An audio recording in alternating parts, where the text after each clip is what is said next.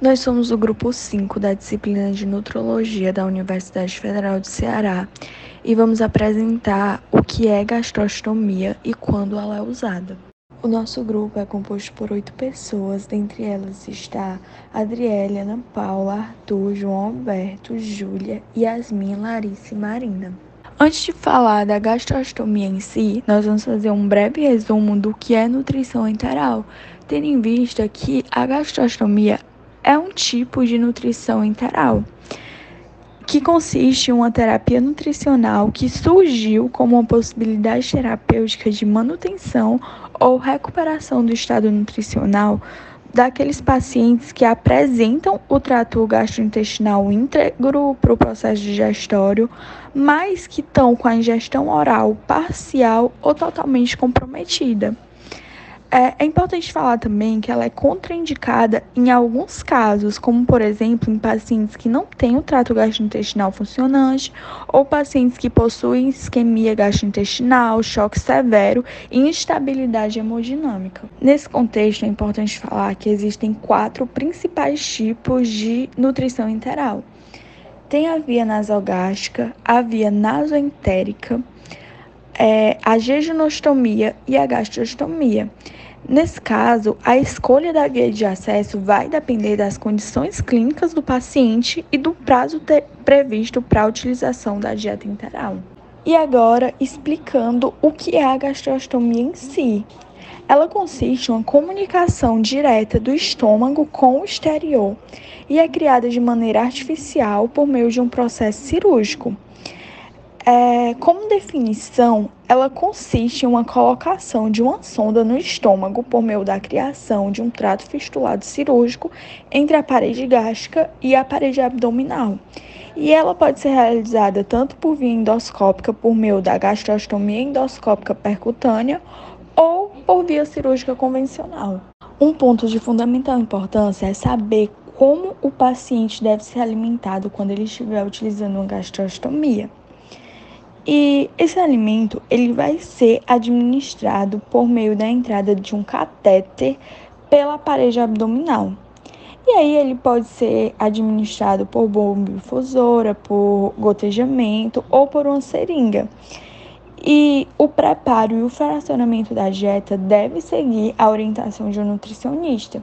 Além disso, é extremamente importante que seja feita uma higiene para evitar a contaminação da dieta, flatulência e diarreia no paciente. Gastrotomia. Quando é usada? Ela vai ser usada em casos de pacientes que necessitam de alimentação via sonda nasoenteral a longo prazo, ou seja, mais de 30 dias, e em pacientes que apresentam trato gastrointestinal íntegro e funcional, mas que sejam incapazes de ingerir calorias em quantidade necessárias para suprir as demandas do organismo. E ela é usada, nesses casos, a fim de evitar complicações do uso prolongado de sondas nasoenterais, como, por exemplo, pode acontecer migração da sonda, aspiração pulmonar da dieta, lesão da mucosa do trato gastrointestinal pela ponta da sonda, infecção de vias aéreas superiores, estenose esofágica e paralisia das cordas vocais. É indicado também em pacientes com distúrbios neurológicos que apresentem disfagia, pós-acidente vascular encefálico ou trauma crânioencefálico, pacientes com tumor cerebral de paralisia bulbar, que tenham doença de Parkinson, paralisia cerebral e esclerose lateral amiotrófica.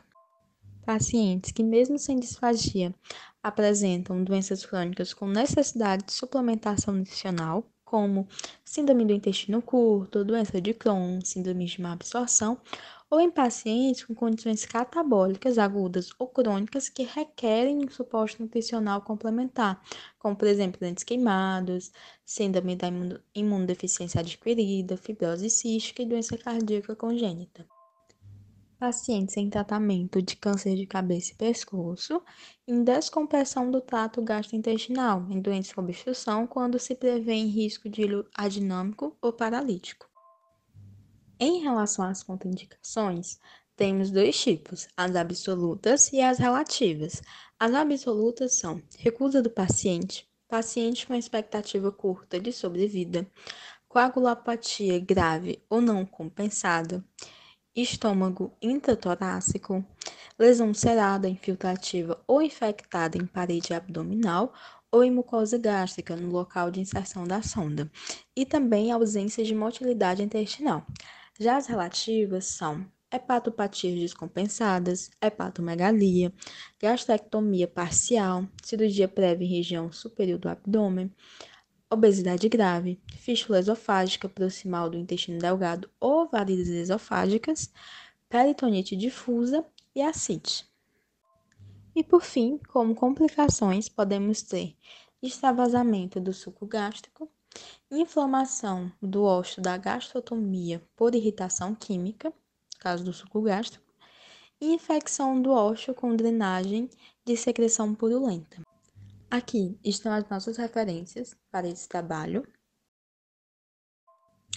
e agradecemos pela atenção.